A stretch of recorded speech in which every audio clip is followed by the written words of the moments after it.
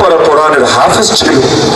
তাও তর্কের খাতিরে মানলাম যে সে সময় কারো করার কিছু ছিল না, যা ঘটনা ঘটার ঘটে গিয়েছে। আজকে যে সেই সমস্ত ভাইদের রক্তের যাতে করে হক আদায় করা হয়, যাতে করে জালেমদেরকে ধরে ধরে তাদের বিরুদ্ধেও যথাযথ বিচার কায়েম করা হয়, কারণ 4 দিন হয়ে গিয়েছে, একজনকে এখনো গ্রেফতার করা হয় নাই, একজনকে আদালতের কাঠগড়ায় দাঁড় করানো হয় নাই। তো যার কারণে ওদেরকে ধরে যাতে নিশ্চিতভাবে বিচারটা করা হয়, এই দাবি নিয়ে আজকে আমাদের ফরিদপুরের ভাইয়েরা কোনো লিড ছাড়া, কারণ আমরা তো এমনি নেতৃত্ব শূন্য হয়ে গিয়েছি, এমনি তো গুনলে মনে হয় নেতার কোনো অভাব নাই, কিন্তু যখন ময়দানে রক্ত দেওয়া লাগে তখন আর নেতার কোনো খোঁজ নাই।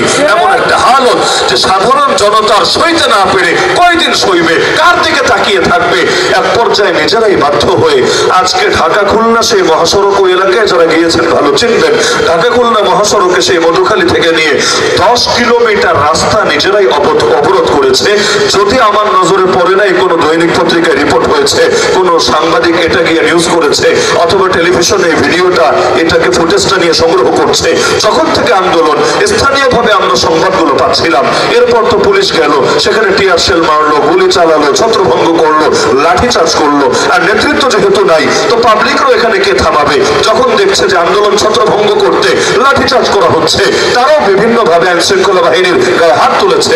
অবশেষে সেই গুলিতে ইতিমধ্যে একাধিক ভাই শহীদ হয়ে গিয়েছে, যারা এখনো হসপিটালে আছে, আর অনেকের অবস্থা এতটা গুরুতর, বাহ্যিকভাবে আশঙ্কা হচ্ছে শহীদের তালিকা হয়তো আরো বড় হবে। এমনকি কত হাজার হাজার মানুষকে যে মামলার ভোগান্তি বছরের পর বছর পোহাতে হবে, কত মানুষ রাতের বেলা বাড়িতে থাকতে পারবে না, লুকিয়ে লুকিয়ে আত্মগোপনে কাটাতে হবে পুলিশের ভয়ে, না জানি কখন এসে গ্রেফতার করে নিয়ে যায়।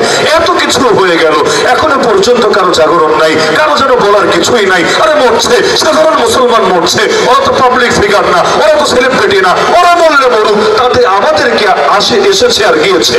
নাউযুবিল্লাহি মিন যালিক। তো ফিলিস্তিনের বুকে যদি কাউকে আঘাত করে সে যেমনি ভাবে মাজলুম হয়, আরাকানের বুকে কাউকে আঘাত করে সে যেমনি ভাবে মাজলুম হয়, আরে যদি কাশ্মীরের বুকে, অযোধ্যার বুকে, সাহারানপুরের বুকে, গুজরাটের বুকে কাউকে আঘাত করে যেমনি ভাবে সে মাজলুম হয়, ফরিদপুরের বুকেও যদি কাউকে আঘাত করে সেও তো একই রকম মাজলুম হয়। আরে দুনিয়ার সমস্ত মুসলমান তাদের গা কাটলে তো যে রক্ত বের হবে, রক্তের রং তো একই হবে, তাহলে যেই ভাইদের রক্ত ঝরেছে ফরিদপুরের বুকে, তাদের রক্ত তো আমাদেরই গায়ের রক্ত, তারা তো আমাদেরই কলিজার ভাই। তো দরকার তো ছিল সব ভেদাভেদ ভুলে গিয়ে, দলীয় পরিচয় ভুলে গিয়ে এই দেশের সমস্ত মুসলমান নিজেদের অস্তিত্ব রক্ষার্থে ময়দানে নেমে আসবে, বাতিলকে উপযুক্ত শিক্ষা দেবে, তাদেরকে বুঝবে আরে সব ঘুমন্ত সিংহকে নিয়েও খেলা করতে নাই, সিংহের মাথার উপর বিড়াল উঠে খেলা করবে, সিংহ বসে বসে তামাশা দেখবে, এটা তো কিছুতেই হতে পারে না।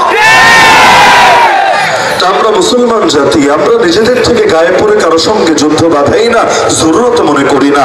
লা তাতামান্নাউ লিকা আল আদু ওয়াসালুল্লাহ আল আফিয়া। নবী বলছেন তোমরা শত্রুর সঙ্গে সম্মুখীন হওয়া, যুদ্ধ হওয়াকে নিজের থেকে কামনা করার দরকার নাই, আল্লাহর কাছে নিরাপত্তা কামনা করো। তবে ফাইযা লাকিতুমুহুম, যদি ময়দানে নামাই লাগে, যদি সম্মুখ সমর দেখাই দেয়, তখন আবার পালিয়ে বেরিও না। ফাসবিরু, অটল থেকে অবিচল থেকে সফরের পরিচয় দিও। ওয়ালামু আন্নাল জান্নাতা তাহতা জিলালিস সুয়ুফ, মনে রাখবা জান্নাত হলো তরবারির ছায়ার নিচে। তো দুনিয়ায় পশ্চিমা বিশ্বের নাগরিক যারা আছে, কোন একজনের গায়ে একটা টোকা মেরে কেউ দেখুক না, গোটা পশ্চিমা জোট একসঙ্গে তার বিরুদ্ধে ময়দানে নেমে পড়বে।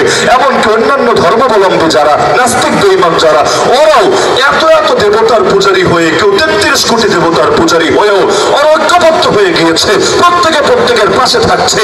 আরে যদি ওদের গায়ে কেউ টোকাও মারে, সকলে একসঙ্গে এটা নিয়ে গর্জে উঠছে। এমনকি অন্যায়ের ব্যাপারে পর্যন্ত একজন আরেকজনকে কিভাবে মদত দিচ্ছে। এই যে এত বড় ট্র্যাজেডি ঘটে গেল, তাদেরও তো সংগঠন আছে, তাদেরও তো নেতা আছে, তাদেরও তো মিডিয়া আছে, কাউকে তো দেখলাম না বিবৃতি দিতে যে অপরাধী সবচাইতে বড় পরিচয় সে অপরাধী, সে যে ধর্মেরই হোক সে অপরাধী। সুতরাং যারা অপরাধ করেছে ওরা আমাদের কেউ না, আমরা ওদের কেউ না, বরং আমরা ওদেরকে ধরিয়ে দিচ্ছি, তোমরা ওদের শাস্তি নিশ্চিত করো। কারণ কোথায় লুকিয়েছে? কারো না কারো কাছে গিয়ে তো আত্মগোপনে আছে। যদি ওরা নিজেরাই ধরিয়ে দিত এত পেরেশানি তো লাগতো না। কিন্তু আমি একটা লোককেও দেখি নাই এটার বিরুদ্ধে একই ধর্মের হয়ে প্রতিবাদ করেছে। উল্টে এমন লোক বহুত দেখেছি দেখেছি যারা উস্কানি দিয়েছে, তারা এভাবে বলেছে মোল্লা মৌলবীর দিন ছড়িয়ে এসেছে, যাদের একজনকে রাজশাহী থেকে গ্রেফতার পর্যন্ত করেছে। তো এই যে এক চিত্র, এর পরিণতিটা কি? তো ওরা এক হতে পারলো এত এত খোদায় বিশ্বাসী হওয়ার পরও, কিন্তু আমরা এক রবে বিশ্বাসী হয়ে, এক নবীতে বিশ্বাসী হয়ে, এক কেবলায় বিশ্বাসী হয়ে, এক কোরআনে বিশ্বাসী হয়ে কেন পারলাম না আমাদের সাথীদের রক্তের হেফাজতের জন্য আর বাতিলকে উচিত শিক্ষা দেওয়ার জন্য ঐক্যবদ্ধ হতে? আরে তোরা তোদের কাজ কর, আমাদেরকে আমাদের কাজ করতে দে। কিন্তু একজন মুসলমানের গায়ে কেউ যদি হাত তোলে, সে পারবে না পৃথিবীর বুকে শান্তিতে টিকে থাকতে।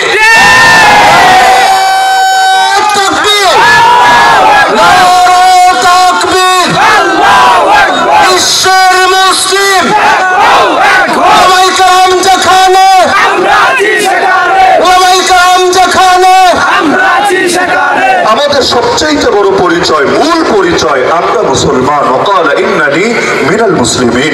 আল্লাহ তাআলা এই পরিচয় যারা দিতে জানে তাদেরকে শ্রেষ্ঠ বান্দা ঘোষণা করেছেন দুনিয়ার বুকে। ওয়ামান আহসানু কাওলাম মিম্মান দাআ ইলাল্লাহ ওয়া আমিলা সালিহা ওয়াকালা ইন্নানি মিনাল মুসলিমিন।